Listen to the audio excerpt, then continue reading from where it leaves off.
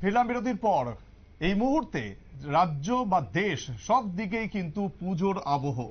যেদিকেই তাকাই না কেন সেদিকেই প্যান্ডেল প্রস্তুতি চলছে, মণ্ডপ সজ্জার কাজ চলছে বিভিন্ন জায়গায়।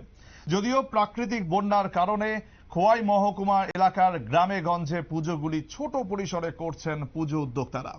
লালছড়া বাঘাযতীন ক্লাব এবারের পুজোর একেবারে আকর্ষণীয় থিম।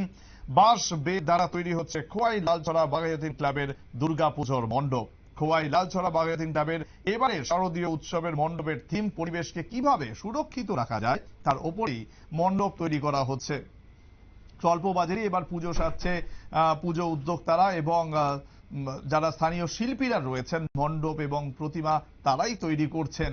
সুতরাং আজ হয়তো আর কয়েকটা দিন বাকি, ইতিমধ্যেই পুজোর প্রস্তুতিতে মেতে রয়েছেন প্রত্যেকেই। কি বলছেন এই সমস্ত ক্লাবের পুজো কর্তারা, শোনাবো।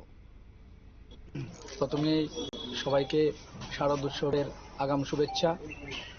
এবছর আমাদের বাঘাযতীন ক্লাবে 52তম বৎসরে পা দিয়েছে। তো এবছর আমাদের প্রতিমা এবং আমাদের যে প্যান্ডেলের কাজ করছে ওনারা সবাই আমাদের লোকাল শিল্পী দ্বারা সব কিছুই হচ্ছে।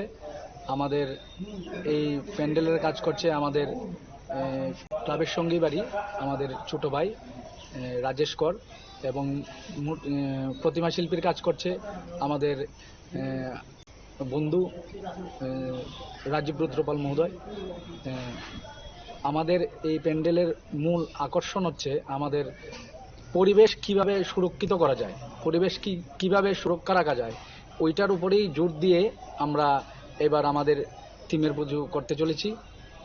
এবং আমাদের পুজোর এই 4টা দিন, পুজোর এই 4-5টা দিন আমরা সবাই মিলে আনন্দে কাটাবো এবং সমস্ত দর্শনার্থীকে আমাদের ক্লাবে এসে দুপুর 1টা থেকে 4টা পর্যন্ত আমাদের অন্নপ্রসাদ হয় এবং রাত্র 8টা থেকে প্রায় অর্থাৎ আনন্দ ঘন মুহূর্ত। এই মুহূর্তে যেদিকেই তাকাবেন না কেন পুজো প্রস্তুতি চলছে। কেউ একদিকে মণ্ডপ সাজাচ্ছেন, অন্যদিকে প্রতিমা তৈরির কাজ চলছে। নিউজ ভ্যানগার্ড বিভিন্ন সময় আপনাদের সামনে সেই ছবি তুলে ধরছে এবং আপনারা এই মুহূর্তে দেখছেন যে খোয়াই এলাকার পুজো ঘড়ির কাঁটা যেমন টিকটিক করে ঘুরছে, ঠিক সেরকম ভাবেই কিন্তু এই মুহূর্তে আপনারা কাউন্টডাউন দেখতে পাচ্ছেন নিউজ ভ্যানগার্ডের পর্দায়। মাত্র 10টা দিন বাকি।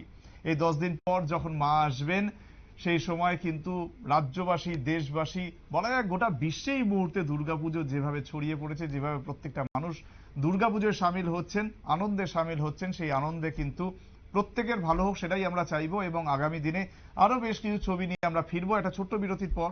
সঙ্গে থাকুন।